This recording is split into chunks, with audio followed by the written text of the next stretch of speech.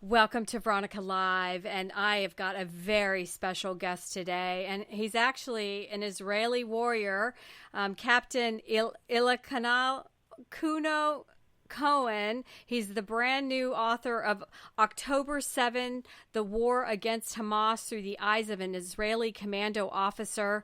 Welcome, Kuno, to Veronica Live.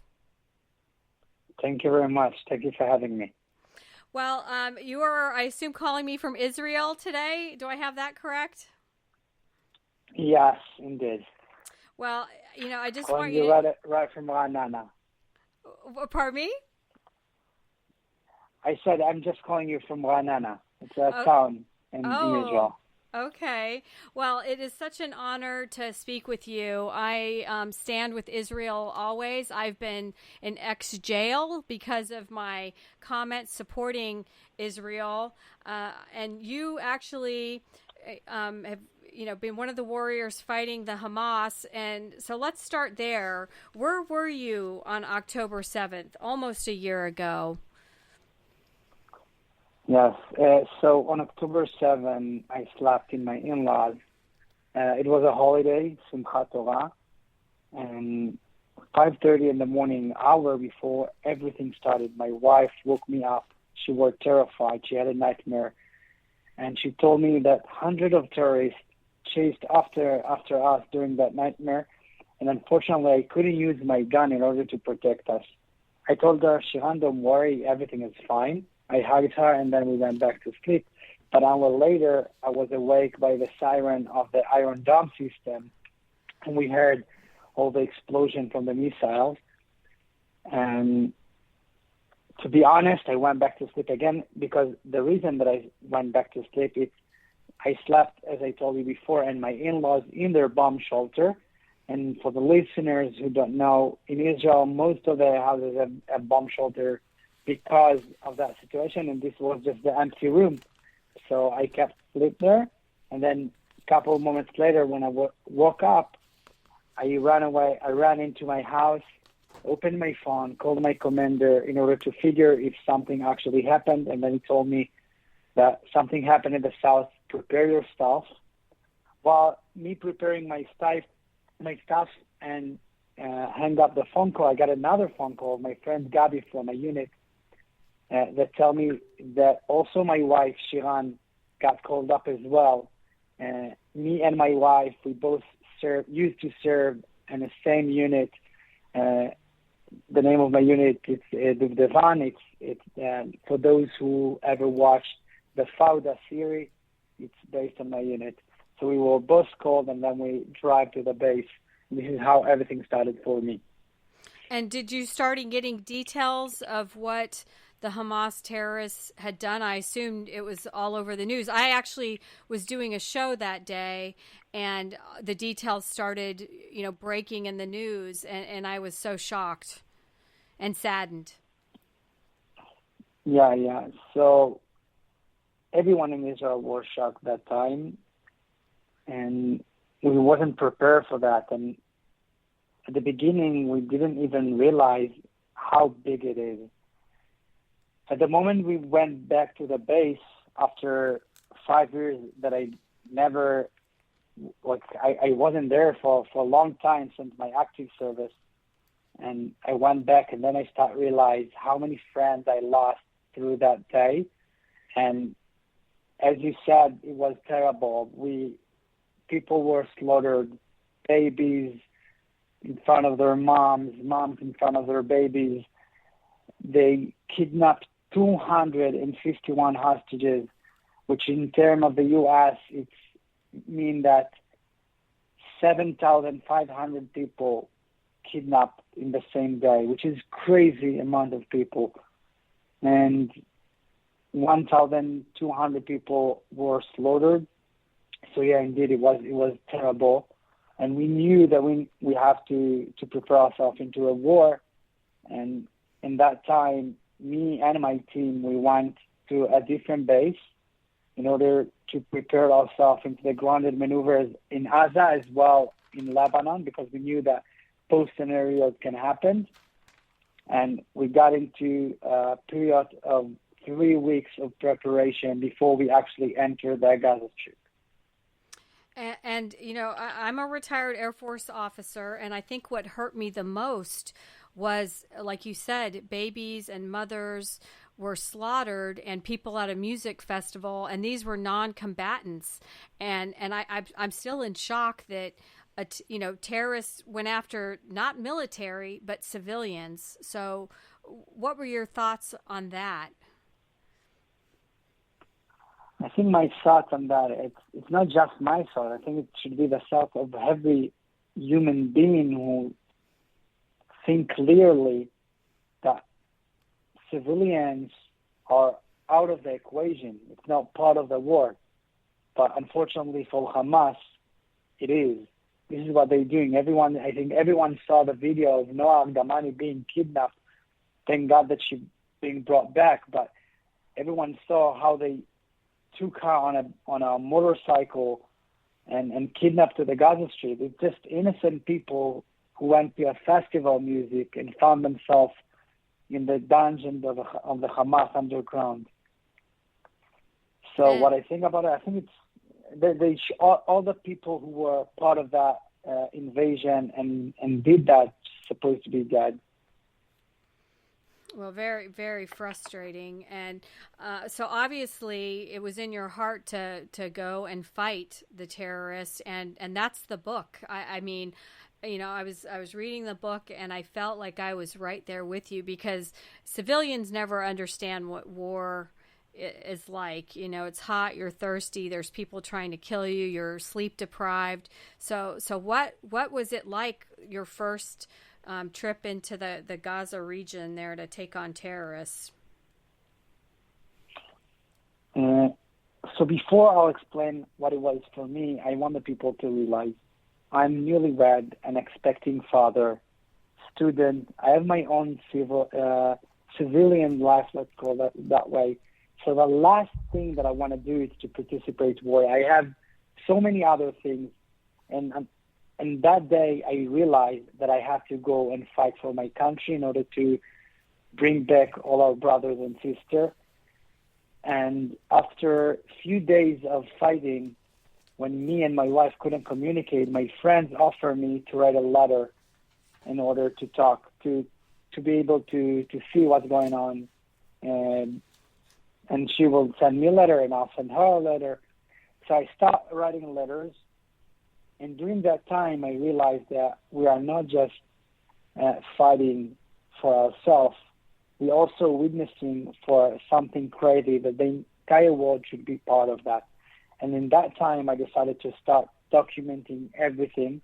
And by saying documenting everything, it's also the emotion, the feeling, the thought, the combat experience. And let me share one story that I think will demonstrate the best, the conflict that we found ourselves in the middle of the fight. One of the time we got an intelligence of a school that were used also for terror infrastructure, and we knew that we are needed to conquer that school, but we also knew that that school were full with civilians. So we start calling them all out in order to leave that place, but no one left. We didn't realize why, so we used the drone in order to scan the area from above. Once we did that, we saw that that school was also full with Hamas guards who didn't let those people to left the school. And one of the kids in the school tried to run away, and the Hamas guard shot him in his head and killed him in front of his mom. Couple moments later, one of the guards went on the rooftop, and he was holding a baby right in front of us because he knew exactly where we were. And another guy behind them were holding a camera in order to take a video of us taking that shot and killing that baby or killing that Hamas guard while the baby falling off the roof. We didn't do that shot because we living by a different code. Yeah. And I think everyone who know the IDF code should understand that we are acting way differently than those terror organization look going by. But after that, he came on the rooftop again and was surrounded by a group of women. One of that women bent a little bit, and it was enough for our snipers to take that shot and to eliminate the threat. But I'm just sharing, one experience that we had during that fight in order to people to realize what we're going through. Oh, well, I don't understand that because I've read all the news stories and they just hate Jews, which I don't understand this, because I'm a Catholic woman and I love everybody, and especially my Jewish brothers and sisters. So as a soldier, where are we today? Because we still have hostages. I was trying to get the exact number. I think it's around 115. I think some are American too. American 111. 111. And we're approaching this 1-year anniversary. And, how do we move forward? Is there a possibility of peace? And you're a soldier that has been in the field. And that's the thing that comes out in this book too. Kuno, is that when you guys are going to a house, they've got a bed and they've got an IED hooked to it so that it blows you up. How do we move forward? Is there light at the end of the tunnel? I don't see it myself. Look, the Jewish nation have big hope. I think everyone who looking at our history can see that the Jewish nation were able to get over a lot of bad things that people were. A lot of people tried to kill us, and they didn't succeed, and they will never be able to succeed also in the future. But yeah, we're living through a hard time. What I think that we should do, I think that we should make sure that the people who support us will not be able to fight us anymore, and this ideology cannot exist. And what I think the entire world should understand what we're doing, because when we're fighting, it's not just the fight of Israel. Maybe some of the listeners will be surprised, but this is for the sake of Israel, along with the sake of the Palestinians themselves, they want to live, and of course for the sake of America and for the entire West. Yes. Because when they shouting death to Israel, they're shouting as well death to America, and this is what they want. We are just the only democracy who stopped them, not the Middle East, from going all over the world, but they want to eliminate everyone who's supporting the West culture. So I think this is our fight, but also the entire world fight. And in order to get into some solution, I think that we should make sure that we're changing their education, because their education system made the entire difference between being raised as a normal human being who wants life, and they making them as people who eager for death and praying for that. And you can go through their school and see the picture that they putting in front of every class, and this is all way they support. So I think after we're going to make sure that all the people who participate October 7th being brought to justice, we're going to be needed to make sure that they won't be able to educate their future generation as they already educated the currency one. Well, I was wondering how you see it too, because here in America, I go to New York City a lot, and this spring and even at Thanksgiving and last November, every single day was a Hamas protest in support of Hamas. And I've gotten in fights with family members about this because they don't have clarity that these are terrorists. Captain, so explain to people why these people are terrorists. I don't know why. After October 7th, and I've seen some of the videos which I can barely handle watching.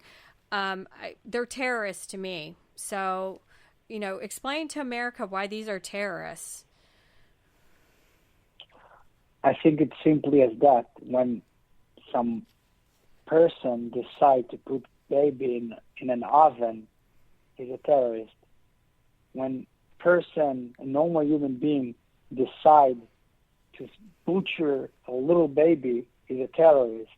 Yeah. And it's nothing too complicated. They decided to invade and butcher people who didn't do any harm to them. By the way, 20,000, I think close to 20,000 citizens, Gaza Palestinians, used to work at Israel every day. This is how they planned everything. They were part of our agriculture. They were a part of the real estate and everything. They were a part of the building here, and this is how they got their knowledge and all their intel on the bases and the kibbutzim that were near to the Gaza Strip. We were hosting them, but they return it with a terror attack. So they are terrorists, and everyone should condemn them because they don't care about babies. Even if they think that Israel don't act right, which I disagree, but let's say that I'm agree with them, right? 1 and 9 months baby connected to this conflict. Why are you kidnapped 9 months baby? Oh yeah. Why are you slaughter his mom? It's not regards to anything. They're just acting like animals. I don't have other word to describe it. So the people who decide to go and Well, Sorry. I keep going because that's the thing. I don't understand why Americans we're really asleep when it comes to this situation. That they think Hamas is so nice, and I'm with you. How could anybody hurt a baby ever? Or an innocent mother or a grandmother. I don't understand this, and especially to be, we're 2024. This isn't the 1800s. We know what they're doing and what they did, and it's just so frustrating to me.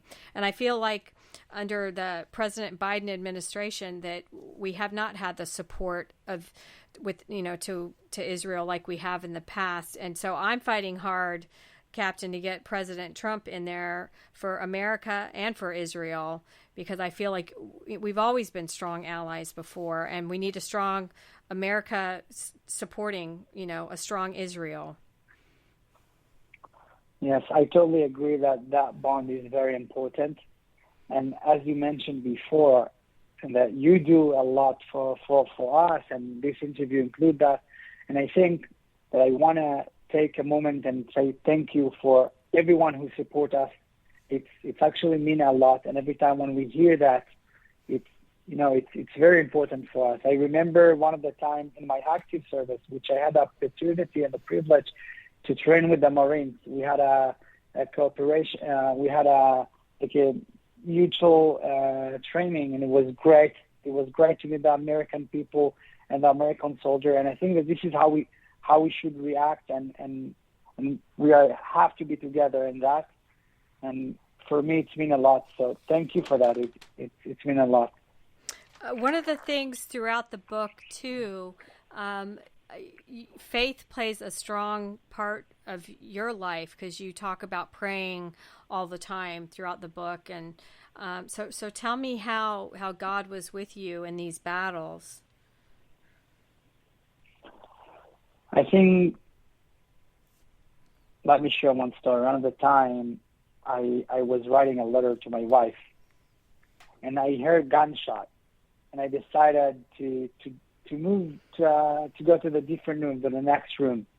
And when I went back, I saw 3 bullets inside the wall, right above my head, which for me it felt, it was a miracle. But I want to share another story. One of the time we went to a house, and we already were exhausted, and everyone, we searched a little bit for bombs, tunnels in the house, but we didn't find anything. So most of the people laid down on the couch and rest a little bit. But my wife told me before the war, Elkana, when every time you feel tired, make sure that you keep searching, because this is the sign for you to be more aware for everything.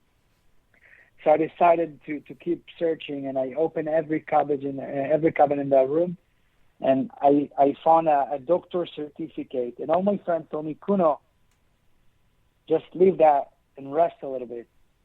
I didn't take their advice, and I kept searching, and then I found an AK-47 and a magazine and radios and a headband of Hamas, and I made sure that we are on a terrorist house, and I told, all right, everybody, please stand up and make sure that we're not, like, that this house is actually clean. And we moved the bed, and when we moved that bed, we found two missile, 1.5 meter missile connected to wires that were supposed to explode when we entered the house.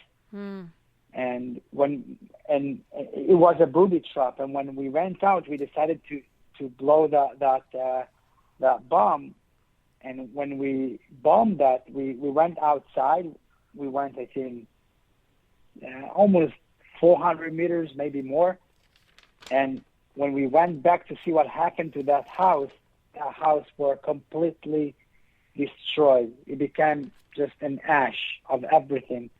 So that moment, I felt like God was with us, and the fact that nothing exploded when we were inside that, it was amazing. That's such a blessing. When at the end of the book, you mentioned all of your fallen comrades. What do you want people to know about them? I mean, it was just so hard to see those names because, you know, I'm military. I've lost friends and different things. And, you know, the normal civilian doesn't understand that these people, you know, gave their life for their country and trying to, you know, find these hostages too. So tell me about that. Yeah. So before I'm talking about them, I want people also to realize that most of my friends who died there, they died on October 7. Lots of them, as you can see, if you look through the dates, you can see that a lot of people died in October 7. Some of them just went to a music festival and got murdered, and the rest of them were fighting for their brother and sister. And I think that everyone who fell was a great man. It's hard for me to talk about them because I'm telling you, everyone was so special, and when I'm thinking about every name, just shake my heart. I don't know if it's something that I can say in English, but it's too much to process. Right. Because those people were entire war, and each one of them, some of them had families, and some of them didn't get the privilege to marry yet. But all of them, I think that something that unites all of them, that they all they had a great cause in order to save their brother and sister. And I think even if they knew what's going to happen, they wouldn't change anything, and they will go again because this is who we are, and we know what we're fighting for. So, they were great people. That's beautiful. Yeah. What's very interesting is you have some big names that have supported your book, and you know, Prime Minister Benjamin Netanyahu is someone that's endorsed the book, and then Prime Minister Bennett has endorsed the book, and then Mark Levin, who I listen to all the time. You know, he's nationally known, and he's Jewish too, and such a huge supports Israel every single day. What was that like to have, you know, all of these big names behind your book? It's amazing. It is amazing, but I think it shows that my book is not just only my story. It's the story of our entire nation, and I had the privilege to write it down. But as Benjamin Netanyahu said, that the spirit of the officer of the IDF Commando Officer, you can see it through my book, and it's not just my book. It's something that bigger than me, and I think it's important for people to read it, to understand what we dealing with, and it's a great privilege. I wasn't aware for that. I actually, I'll be honest, after the war, my father-in-law told me and my wife, when you both gonna get out, I'm gonna take you to Disney, because he wants us to have a normal vacation after something so big. So he took us to Disney. I was in Orlando while my friend called me, and he told me, Elkana, you have to open the TV right now. And I said, what happened? And he told me, Bibi talking right now at your book. And I was surprised. It was something that I didn't plan. I didn't knew anything about that. And it is amazing that people like Mark Levine, like Naftali Bennett, and Bibi Netanyahu are quoting from my book. It's amazing, and it's mean a lot to me. And tell Americans, because the Iron Dome, I think, is one of the most incredible things that Israel has, and now we know Iran is being bad. They're always a problem child right there with the Hamas. So tell us about the Iron Dome, and then your thoughts on Iran, because they keep saying they might have a nuke. And they want to probably drop it on Israel, which, that's the thing. Americans need to wake up, because Israel's fighting a fight every single day. Yes. So about the Iron Dome system, the Iron Dome, it's basically a system that shooting rockets towards rockets that being shooting at us and are able to explode on the air while the missile didn't hit us yet. So I think it's problematic. It's also an amazing thing that allows us to protect ourselves. But it is also something that allows us to let our enemy to develop missile, because we don't, as long as you protected from the missiles, you don't care about their being developed. And I think this is something that maybe help the Hamas to develop their missile system and to improve all they have, because maybe we didn't take that seriously enough, because we had our system that protecting us. And then to Iran, because they're still a problem child over there. What do you want people to know about Iran when it comes to Israel? First of all, according to what I've heard, I'm not a politician, and I don't know what actually happened in Iran. But I also see through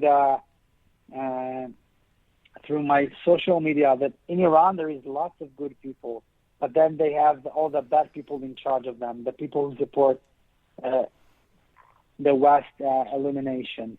And it's not just Israel, as I mentioned before. And that people should be dead, because everyone who supports death of Jewish, of American citizen, of everyone who are pro-life and pro everything good in our life should not be exist, because they funding the terror at Yemen, they funding the terror at Lebanon and Iraq and in Gaza, Syria. So they're the head of everything. So I think that we should fight the government, the guys who rule at Iran, and hope that there are people that according to what I realized, that some of them are really good people. I hope they also will have freedom and being able to be part of our culture of the future. And you're a future father, and I'm a future grandmother. So what do you want for your child in the future here, Kuno? I want him to live in peace, to be able to grow in normal area, and when his neighbor allow him to live without taking any, like just normal human being. I think it's not so complicated. I wish him all the best without any fight, and I don't wish him any war. And I really hope that peace will be here. This is what we're all looking for. And I wish him a boring life, I'm assuming. Is there anything that we're missing? I mean, the book is riveting. I definitely was, I felt like I was on the front line with you the whole time. What are we missing, Kuno? I don't know. There is a lot of stories in my book, and I think we can talk about it for hours. But the main thing that I want people to realize is that we're fighting for a good cause. We're fighting in order to bring our brothers and sisters back, and we're fighting to make sure that nothing like that will ever happen again. And if that people will understand that, for me, I made my point, because this is the most important thing. And for the people who actually care about Palestinians, I would love to go and talk to them, because then they will realize that the IDF is their solution and not Hamas. Because not just the IDF, I think that the West world is their solution, because what Hamas doing at the Gaza Strip, it's unbelievable. And they're using their own people as human shields. So I think what we need to remember from these interviews, that we have a right to defend ourselves, and we have a great cause, and hopefully I want to be able to celebrate our victory. Beautiful.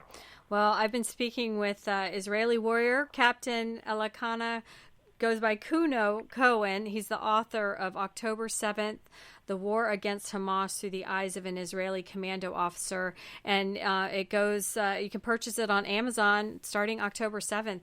I wish you all the best. I'm standing with Israel, and I'm wishing you the best on your upcoming baby's arrival too. And bless you for fighting so hard for all of Israel, Kuno. Thank you very much. I really appreciate it. It was a pleasure to talk to you. Thanks for joining Veronica Live.